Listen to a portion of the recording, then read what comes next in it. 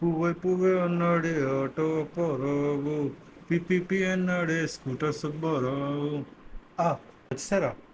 ఏం లేదు, ఒక కొత్త పాట రాద్దామని అనుకుంటున్నా వెరైటీగా. దాని గురించే ట్రై చేస్తాను అన్నమాట.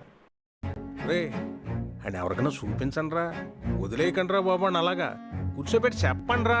Hello guys, welcome to R Expo. ఇంకా లేట్ ఎందుకు, సబ్స్క్రైబ్ కొట్టు. నేను వచ్చేసా. అరే తుప్పా చదవా. ఇంట్రా గ్యాప్ వచ్చింది అంటే నేను కూడా అల్లరి నరేష్ లాగా ఒకటే అడక్కు. అని అనాల్సి వస్తుంది. గ్యాప్ అనేది వినడానికి చాలా చిన్నగా ఉన్నా చూడడానికి చాలా పెద్దది.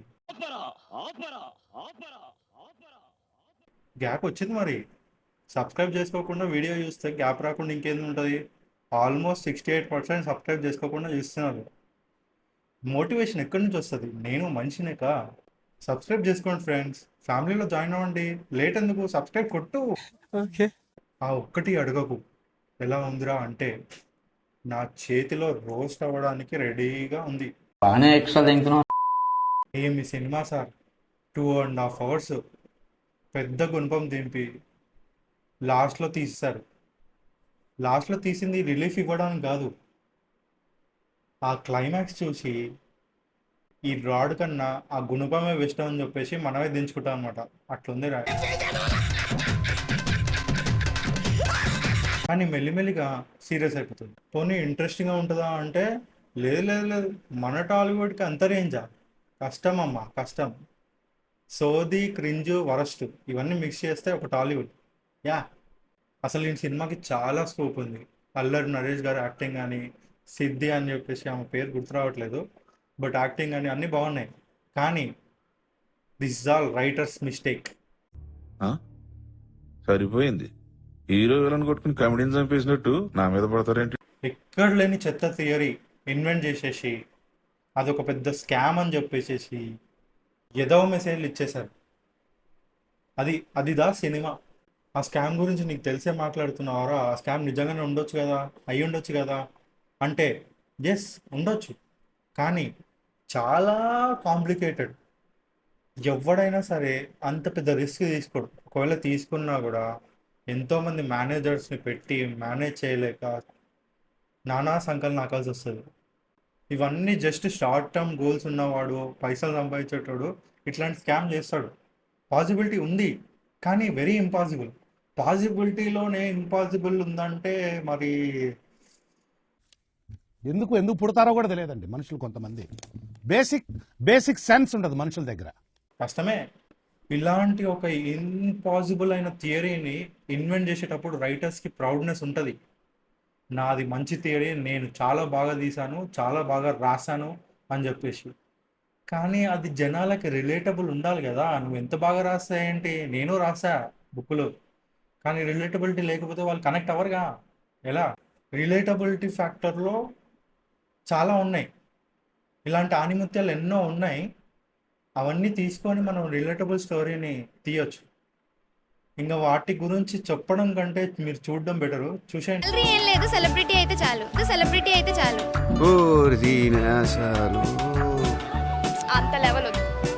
నాకు హ్యాపీగా సాటిస్ఫై చేసినాడు కావాలి. ఏదో తేడాగా ఉందంటే అందరూ కోరుకునే రెస్టారెంట్ పెట్టుకున్నాడు కావాలి. Minimum 3 lakhs monthly. Life 1 lakh కావాలి కదా. 1 lakh 2 lakh ఇంకా ఎక్కువ పోవాలి. 1 lakh చాలు. Minimum 2.5 monthly. 30 to 40 lakhs per month.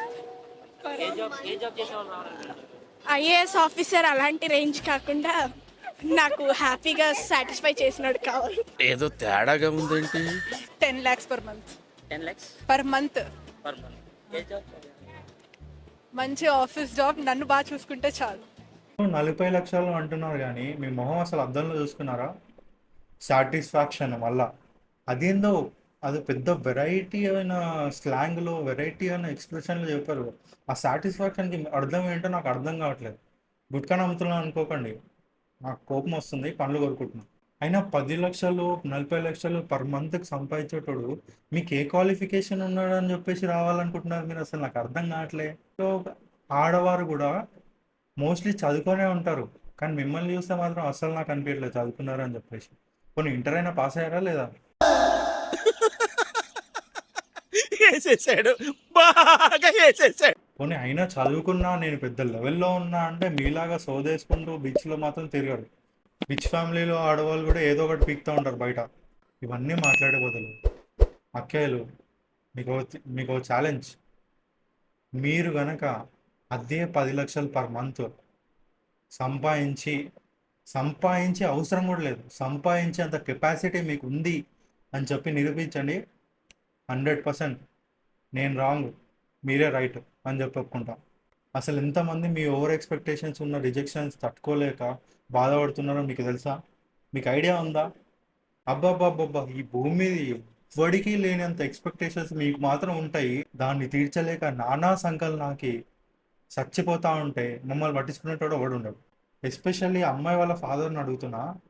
నేను మగాడినే, మీరు మగాళ్ళే కదా. మీకు సంపాదించడానికి, అంత సంపాదించి ఆస్తులు అంతస్తులు సంపాదించడానికి లైఫ్ టైం పడితే, లైఫ్ టైంలో సంపాదించినవన్నీ ఒక 25 ఇయర్స్కి పెళ్లి చేసుకునే అబ్బాయి మాత్రం సంపాదించాలి. ఎలా అవుతుంది? How is that possible? మీ కౌరులు మా కౌరులు అంటే ఎలా? హౌ? అలా అని అబ్బాయిలను కూడా నేను కరెక్ట్ టైం అంటలేను. కష్టపడరు, ఏదంటే జస్ట్ మాటలలో పడేస్తారు. ఏమైనా ఉంటే ఆ మామ ఆస్తి ఉంది కదా, లేకపోతే మామ డౌరీ ఇస్తాడు కదా, సెట్ జీవితం అని చెప్పేసి అనుకుంటారు. అలాంటి దానికి కూడా నేను అగేన్స్టే. అండ్ ఇలాంటి ఆలోచనలకు కూడా నేను అగేన్స్టే. మీరు మరి అమ్మాయి పేరెంట్స్ అయ్యండి, మీరు ఆలోచించాలి మరి. పోనీ మ్యాట్రిమోనీ ఇవ్వాలన్నా, లేదంటే మ్యాచ్ మేకర్స్ అన్నా ఈ విషయం ఆలోచిస్తారా అంటే లేదు. వాళ్ళు కూడా అంతే. పే స్లిప్పులు, ఇన్కమ్ సర్టిఫికెట్లు, లేదంటే బ్యాంక్ బ్యాలెన్సు, ఇలాంటివన్నీ అడిగేసి వాళ్ళకి అన్నీ చెప్పేసేసి ఇంకా ఎక్స్పెక్టేషన్స్ పెంచిస్తూ ఉంటారు. అసలే అమ్మాయిలు తక్కువ ఉన్నారా బాబు, అబ్బాయిలకు దొరకట్లేదు అని చెప్పి మేమేడుస్తుంటే మీరేమో డిస్క్రిమినేషన్తో సావ దొబ్బుతున్నారు. అసలే కష్టపడి ఫ్యామిలీ రెస్పాన్సిబిలిటీస్ అన్నీ పూర్తి చేసి పెళ్లి చేసుకుందాంరా, సుఖంగా ఉందాంరా అని అనుకుంటే ఏదో ఓవర్ ఎక్స్పెక్టేషన్స్తో మమ్మల్ని సాగొడుతుంది. అదే కాకుండా ఈ ఓవర్ ఎక్స్పెక్టేషన్స్ అన్నిటిని మీ చుట్టూ ఉన్న 10 మందికి కూడా స్ప్రెడ్ చేస్తున్నారు. అదేందో నాకు అర్థం కావట్లేదు. ఇందులో ఉన్న రాక్షసత్వమైన ఆనందం ఎక్కడుందో నాకు అర్థమవుతలేదు. నా మీద ఇలాంటి స్కీములు పెట్టకండి రా. అసలే సుఖ సంసారం లేనోడిని సుఖంగా బతకనివ్వండి రా. అన్ని బాధలు పడి, అన్ని కష్టాలు పడి పెళ్లి చేసుకున్నాక పోనీ సుఖంగా ఉంటారా అంటే లేదు, అది కూడా కాదు. తమ్ముడు ఉన్నాడని చెప్పేసి, లేదంటే బాగున్నాడని చెప్పేసి మొత్తం సర్వనాశనం చేసేస్తారు. పోనీ సర్వనాశనం చేసేసినాకనన్నా సరే కలిసి ఉందాంరా అంటే లేదు, అది కూడా ఉండదు. మళ్ళీ డివోర్స్ అని చెప్పేసేసి, మెయింటెనెన్స్ అని చెప్పేసేసి, అది ఆ కేసు ఈ కేసు అన్ని కేసులు వేసేసేసి మగాడిని మొత్తం సంగనాకి ఇచ్చేస్తారు.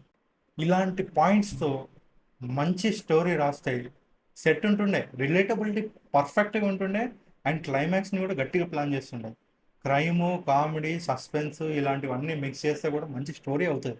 కానీ ఎందుకో రైటర్ ఎందుకు అట్లా ఆలోచించలేదో అడగో తెలియదు. కానీ నేను కొత్తగా ఇన్వెంట్ చేసేస్తా, కొత్తగా చేస్తా అంటే కొత్తగా కాదు, చెత్తగా ఉంది అది. ఇలాంటి సినిమాలకు మళ్ళీ ఫండింగ్, ప్రొడక్షన్, ప్రొడ్యూసర్స్ అన్నీ. కానీ మేము కష్టపడి సినిమా స్టోరీలు, స్క్రిప్టులు రాస్తే మాకు మాత్రం ప్రొడ్యూసర్లు దొరకరు. ఎంతైనా మా ఉద్యోగాడికి జోహార్. ఎందుకంటే వాడు నానా కష్టాలు పడి, నానా సంకలనాకి సినిమా మాత్రం తీశాడు మొత్తానికి. యాక్చువల్లీ సినిమా కాదు, వెబ్ సిరీస్ తీశాడు. సినిమా కట్టేసి నాకు ప్రీమియర్ షో కూడా వేసేసి, ప్రీమియర్ షోకి కూడా వెళ్ళిపోయేంత రేంజ్కి వెళ్ళిపోయావా అంటే మరి మనతో మామూలుగా ఉండదు. బీయింగ్ సమ్వన్ సెకండ్, ఇదే నేను చెప్పిన వెబ్ సిరీస్ యొక్క టైటిల్. అమెజాన్ ప్రైమ్లో రిలీజ్ కాబోతుంది. ఎప్పుడు రిలీజ్ అవుతుందో నాకు కూడా తెలియదు చక్కగా.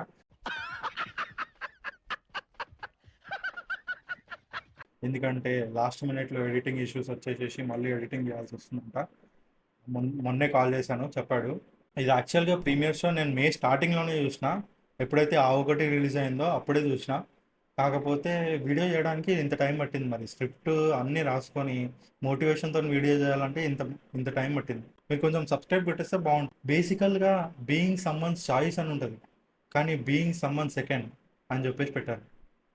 ఏంట్రా అలా ఉంది టైటిల్ అంటే అదే ట్విస్ట్. అయినా ఎన్నని మాట్లాడుకుంటామండి. కొన్ని సినిమాలు చూడడం కంటే కొన్ని వెబ్ సిరీస్ చూడడమే చాలా బెటర్ అని చెప్పేసి అనిపిస్తూ ఉంటుంది అప్పుడప్పుడు. సో మీరు కూడా లేట్ చేయకుండా బీయింగ్ సమ్వన్ సెకండ్ని వాచ్ చేసేయండి. రిలీజ్ అయిన వెంటనే నేను ఒక పోస్ట్ పెడతాను ఇన్స్టాగ్రామ్లో అండ్ యూట్యూబ్లో కూడా పెడతాను. తప్పకుండా వెళ్ళి వాచ్ చేసేసేయండి. అదండి మరి ఈ వీడియో మీకు నచ్చినట్టయితే సబ్స్క్రైబ్ కొట్టేసేయండి, అట్లనే లైక్ షేర్ కూడా చేసేయండి. చాలా కష్టపడుతున్నాను. ఇలాంటి మంచి మంచి కంటెంట్ కోసం చూస్తూనే ఉండండి RX4. బాయ్.